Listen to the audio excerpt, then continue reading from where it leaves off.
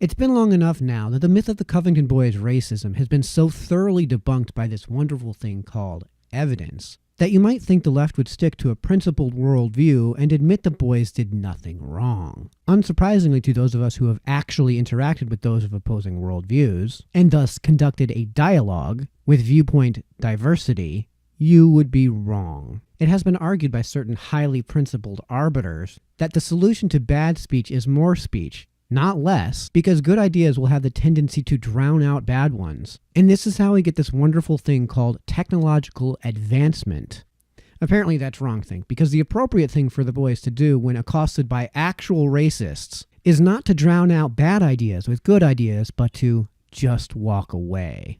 And of course, this notion isn't highly violative of the boys' obvious and inherent right to travel as they so please on public property, ignoring the obvious follow-up question of what happens if the racists just follow the boys wherever they go. If you see anybody from that cabinet in a restaurant, in a department store, at a gasoline station, you get out and you create a crowd.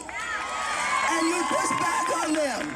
And you tell them they're not welcome anymore, anywhere.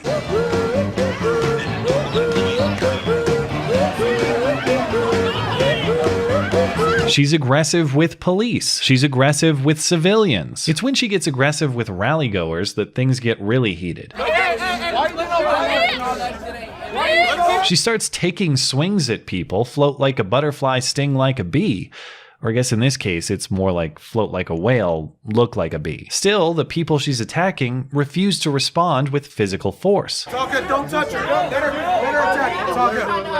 Look at all this. Let her attack. Let her attack.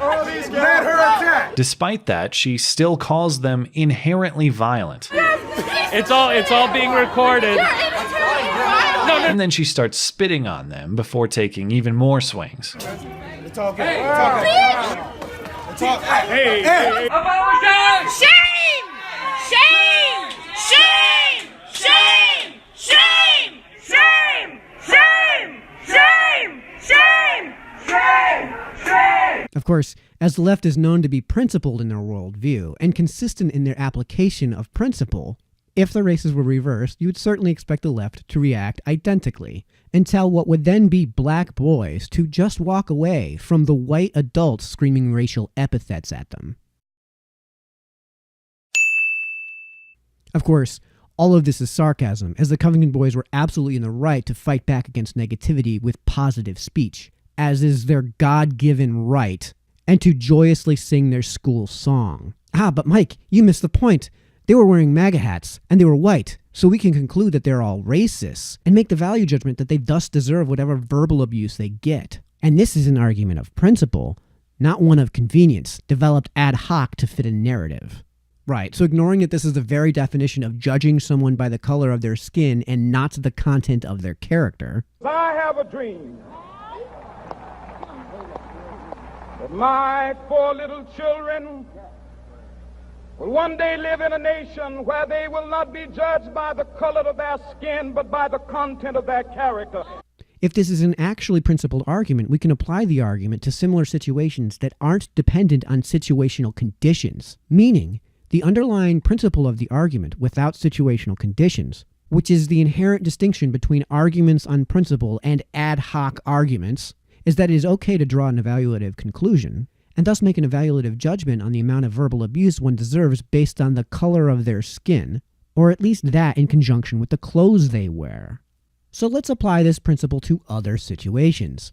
If you see a black guy decked out in FUBU and a do-rag with his pants belted around his knees, silently waiting for the bus on public property, it is okay to assume he is a violent criminal. It is okay to verbally accost the man and hurl racial epithets at him because of his skin color and the clothes he's wearing. If you hear about a pretty young white girl who wore a tight spaghetti-strapped tank top and a short pleated skirt on the night she was raped, it is okay to call her a whore and to verbally abuse her for her inherent sluttiness, and then tell her that if she didn't want the abuse she got on the night she was raped, she should have not exercised her right to wear what she wants. Fine. You are not a whore. But you are wearing a whore's uniform, I'll tell you that shit right now. Just like the boys should not have exercised their right to do with their bodies what they want, such as exist on public property. And no, the standard that the boys should have just walked away rather than letting them drown out the verbal abuse with positivity is not what the left loves to call victim blaming. I'm picking up your sarcasm. Well, I should hope so, because I'm laying it on pretty thick. No, Mike, the insanity doesn't stop there. We're going to move the goalposts even further, rather than concluding the results don't prove the hypothesis, and double down on the original hypothesis by pouring on more ad hoc arguments. And yes, it is our intention to ignore the basic tenets of the scientific method that was crammed down our throats in every science class we were required by law to take from 7th to 12th grade, and dig our heels into a hypothesis which is not falsifiable.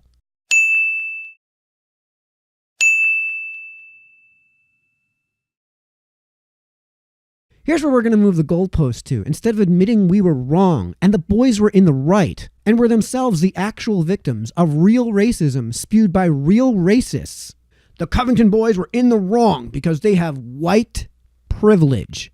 Ignoring, of course, that even the most forgiving definition of the phrase would make one wonder what exactly white privilege has at all to do with whether or not a group of racists ought to slander a group of kids waiting for the bus. This raises an enormous list of questions before we even get to the applicability of this dubious terminology to the situation in question.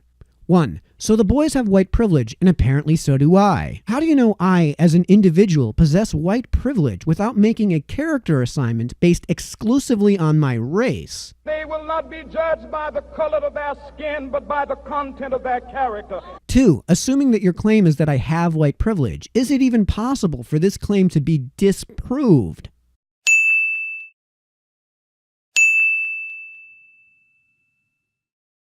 3. Is the existence of white privilege measurable? 4. If it is measurable, what metrics would you use to measure its existence? 5. If it is measurable, is its existence scalar or is it binary?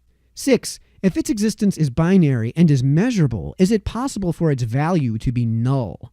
7. If its existence is scalar, is it possible that it exists at multiple points on the scale based on the individual? 8.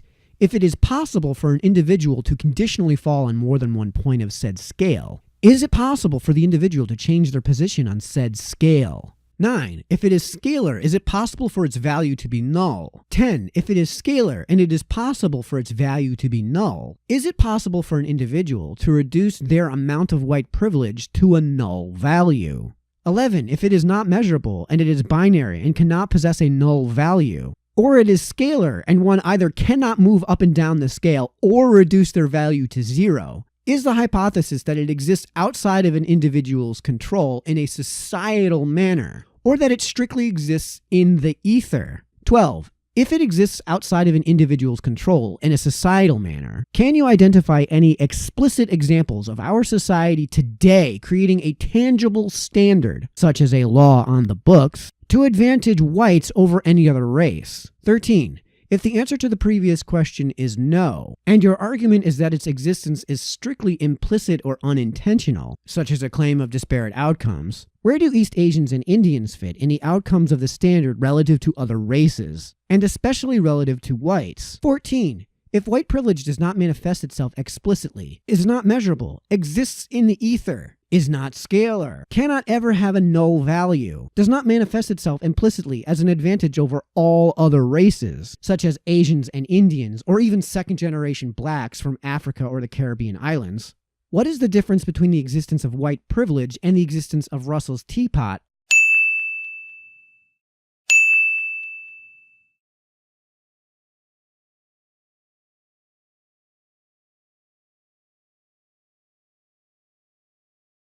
Or the dragon in my garage?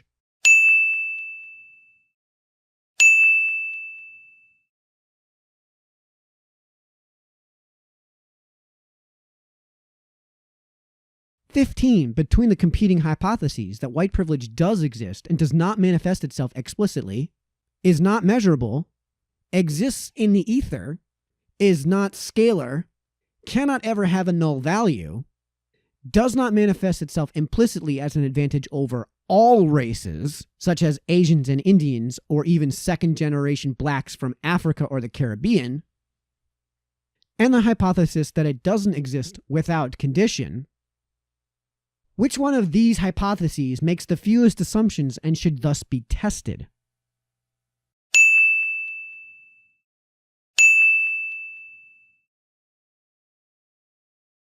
Hint, we already answered this question, and so did your 7th grade science teacher.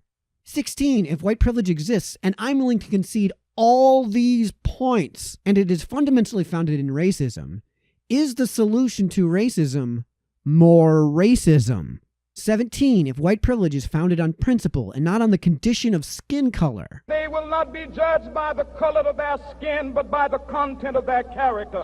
If I can provide you with examples of on-the-books, explicit legislative action, whose intended purpose is to provide advantage of opportunity and thus afford a societal privilege to a race over whites, is there then such a thing as racial privilege for other races, such as Asian privilege, Black privilege, or Latin privilege? 18, if the answer to the previous question is no, how is that response not founded in overt racism?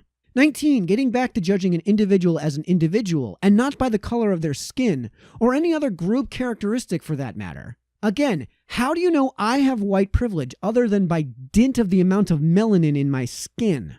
Okay, so we're about to get personal, so strap in, folks. 20, how does the Equal Employment Opportunity Commission provide me, Michael Sanello, a privilege based on my race? 21, how do affirmative action policies provide me, Michael Sanello, a privilege based on race? 22, how does what was barely a minority opinion in Ricci versus DiStefano afford me, Michael Sanello, a privilege based on race? 23, were the actions of the New Haven Fire Department in Ricci versus DiStefano correct? And how did that decision create a privilege for the white test takers based on race? 24, if I, Michael Sanello, joined a black friend of mine on a walk and found ourselves at the intersection of 34th and Paulson in Savannah, Georgia, just after midnight any day of the week or year, are there any words that my black friend could scream at the top of his lungs that if I did the exact same thing in unison, I would have to fear for my life based on my skin color that my black friend would not? 25, when my father, who is white, was walking home to my apartment on St. Patrick's Day, 2012, through a mostly black neighborhood in Savannah, Georgia, and was pulled over by a black police officer who told him his life was in danger for being white in that neighborhood, where was his white privilege? And if the cop wasn't there, where would his white privilege have gotten him? 26, when my friend Brendan Martin was mugged, beaten, and robbed riding his bicycle home from work late one night, what was the race of the good folks who robbed him? And what race of Brendans were they insulting Brendan for having while they were robbing him? And where was his white privilege when he was innocently riding his bicycle home from work? 27, when I asked the manager of the department within the city of Savannah for which I was seeking employment, quote, what would it take for me to get a job here, end quote? And her response was, quote, an act of Congress, end quote, because I was, quote, not the right skin color, end quote. And I say quote because you can quote me on this. And she said this to my face. Where was my white privilege? 28, in 2010, when I applied as Michael Sanello to all 11 Krogers in the Savannah area for the exact same position, which were all explicitly open for hire, didn't hear back from them for 2 weeks, then reapplied with an identical application to the exact same positions at the exact same locations, except change my name to Michael Taylor, my middle name, and checked the box on the application for black, and then heard back from them with a full-on job offer 4 hours later. Where was my white privilege? 29, when I applied in 2010 for food stamps and my application got conveniently lost into the ether of the Chatham County Division of Family and Children's Services at 761 Wheaton Street, Savannah, Georgia, 31401, and I was told by their director of fraud investigation, who happened to fortunately be a friend of mine at the time, to my face that what I experienced was common because of my race, and that I was obviously qualified for food stamps, and that I would continue to face this obstacle because of my race, and that the only way to overcome it was to mail my application directly to his door rather than the main offices as the application and their website prescribes. Where was my white privilege? Never forget, folks. 30, when I had to walk home from work late at night in Savannah, Georgia, down the street on which I lived, and routinely heard phrases like dead cracker walkin' hurled from porches mere feet from where I was walking, and a limitless bounty of other incredibly racist epithets from all directions. Where was my white privilege? 31, when I was the only white guy on the block on which I resided in Savannah, Georgia in 2009, despite locking my car doors and leaving nothing in sight inside my car. And it was well known that I was the only white guy living on the block, and living in one of the crappier buildings on the block to boot. And woke up one morning to find my car the only car on the block in a row of cars with the driver's side front window smashed in, with the totality of my car's contents emptied, including the registration and insurance information in the glove box. Where was my white privilege? You call me a racist for relying on the scientific method, logic, reason, and evidence to support a claim. I call that the search for the truth. Not my truth, the truth. You make evaluative conclusions based on my race and call it white privilege. I call it racism. And I call you racists.